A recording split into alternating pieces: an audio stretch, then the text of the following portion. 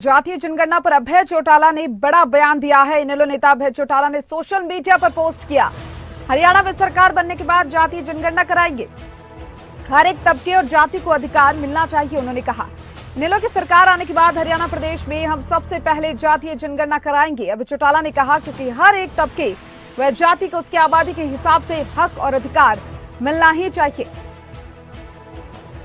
जातीय जनगणना पर बोले अभय चौटाला, सोशल मीडिया पर किया पोस्ट, कहा हरियाणा में सरकार बनने के बाद करवाएंगे जातीय जनगणना, हर एक तबके और जाति को अधिकार मिलना चाहिए। अभय चौटाला ने कहा, जातीय जनगणना को लेकर जहां एक और सियासत गरमाई हुई है, तो वहीं इसी दौरान अभय चौटाला का बड़ा बयान सामने आया। उन्होंने सोशल मीडिया पर पोस्ट किया कि अगर सरकार हरियाणा में हमारी आती है तो हम जातीय जनगणना करवाएंगे।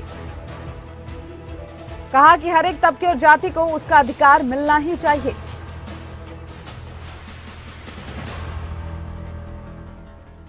और इस खबर पर ज्यादा जानकारी के लिए हमारे साथ पॉलिटिकल एडिटर अनिल मोर फोनलाइन पर जुड़ चुके हैं। अनिल, जातीय जनगणना को लेकर लगातार सियासत गरमाई हुई नजर आ रही है, तो वहीं अब इनेलो नेता अभय चौटाला का बयान सामने आया है। उन्होंने सोशल मीडिया पर पोस्ट किया है कि अगर हरियाणा में उनकी सरकार आती है तो जातीय जनगणना करवाएंगे। क्या कुछ कहेंगे? बिल्कुल, देखिए कि बड़ी बात है, क्योंकि बिहार में जातीय जनगणना के बाद देश भर में एक बहस छिड़ गई है कि क्या देश भर में तमाम राज्यों में जातीय जनगणना होनी चाहिए। हालांकि बीजेपी जातीय जनगणना के पक्ष में नहीं, लेकिन बीजेपी विरोधी जितने भी दल है लगातार जातीय जनगणना का फेवर करते हैं। राहुल गांधी खुद फेवर करते हैं, वही अभय चौटाला की तरफ से भी सोशल मीडिया पर लिखा गया। अभय चौटाला ने लिखा है कि अगर हरियाणा में इनेलो की सरकार बनती है, इनेलो सरकार बनने के बाद प्रदेश में सबसे पहले जातीय जनगणना करवाई जाएगी। एक बड़ी घोषणा अभय चौटाला की तरफ से, इनेलो की तरफ से की गई है। और अभय चौटाला ने यह भी लिखा कि इनेलो का मानना है कि समाज के जितने भी वर्ग है, सभी वर्गों को विकास के बराबर के अवसर मिलने चाहिए। और एक बड़ी बात अभय चौटाला ने कही है कि जैसे मैंने आपको बताया कि अगर इनेलो सरकार आती है तो सबसे पहले प्रदेश में जातीय जनगणना करवाई जाएगी। बड़ी बात अभय चौटाला ने की, क्योंकि जैसे मैंने आपको बताया कि बीजेपी विरोधी जितने भी दल हैं, खुद राहुल गांधी जातीय जनगणना की तारीफ करते हैं। बिहार में जातीय जनगणना हो चुकी है, तो कहीं ना कहीं देश भर में एक बहस छिड़ी हुई। इसी बीच अभय चौटाला की तरफ से ये बड़ी घोषणा करना हरियाणा की राजनीति के लिहाज से एक बड़ी बात है।